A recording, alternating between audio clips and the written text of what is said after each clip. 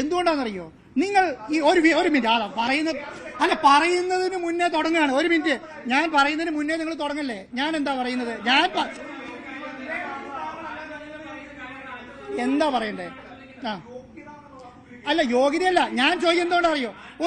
ഒരു സംസ്ഥാനത്ത്, ഇന്ത്യ പറയുന്ന രാജ്യത്ത് ഇതുവരെ ഒരു ഇന്റർനാഷണൽ ഫ്രണ്ട്ലി മാച്ച് കളിച്ചിട്ടില്ല. ആ ഇന്റർനാഷണൽ ഫ്രണ്ട്ലി മാച്ച് കളിക്കാൻ എഫേർട്ട് എടുക്കുന്ന ഒരാളെ നിങ്ങൾ ഇങ്ങനെയല്ല കൈകാര്യം ചെയ്യേണ്ടത്.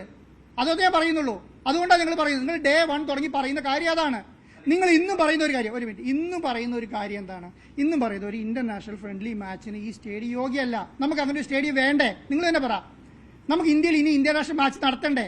അല്ലെങ്കിൽ ഇങ്ങനെ ഒരു സംവിധാനം ആരും എഫേർട്ട് എടുക്കേണ്ടതെന്നാണോ? ഒരു മിനിറ്റ്, ഈ 500-600 കോടി രൂപ ആരും സ്പെൻഡ് ചെയ്യേണ്ടതെന്നാണോ?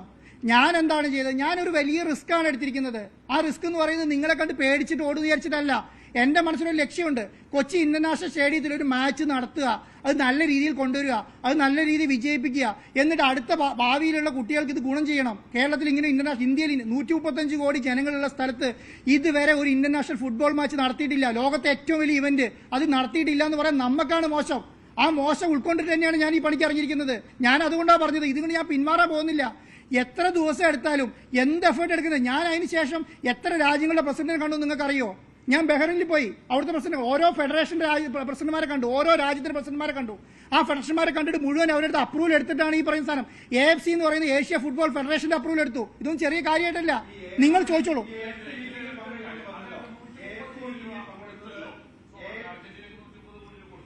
അതെ, 130 അല്ല, ഹൈക്കോടതി കൊടുത്തിട്ടുണ്ട്.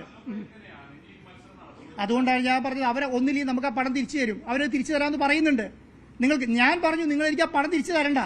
എനിക്ക് എന്താ വേണ്ടത്? അടുത്ത വിൻഡോയിൽ കളി തന്നാൽ മതി. അതാണ് ചോദിച്ചിട്ടുള്ളത്. അടുത്ത വിൻഡോയിൽ കളി, എനിക്ക് പൈസ മേടിച്ചിട്ടാ. എനിക്കിപ്പോ എന്താ ബുദ്ധിമുട്ട്?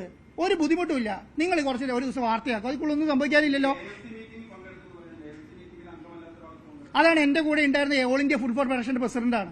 ചോദിച്ചു നോക്കാതെ, കല്യാൺ ചോപ്പയാണ് ഓൾ ഇന്ത്യ ഫുട്ബോൾ ഫെഡറേഷന്റെ കത്ത് കൊടുത്തത്. ഓൾ ഇന്ത്യ ഫുട്ബോൾ ഫെഡറേഷനെ ബന്ധപ്പെടുന്നുണ്ടല്ലോ ഇപ്പോൾ. നിങ്ങൾ ചോദിച്ചു, കല്യാൺ ചോപ്പനെ വിളിച്ചു നോക്ക്.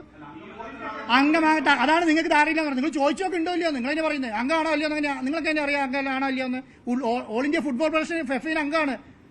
ഓൾ ഇന്ത്യ ഫുട്ബോൾ ഫെഡറേഷൻ ഫിഫയിൽ മാച്ചുള്ള, നിങ്ങൾ ഗൂഗിൾ സെർച്ച് ചെയ്തൊക്കെ എത്താമത്തെ റാങ്കിലാണ് ഇന്ത്യ ഉള്ളതെന്ന്.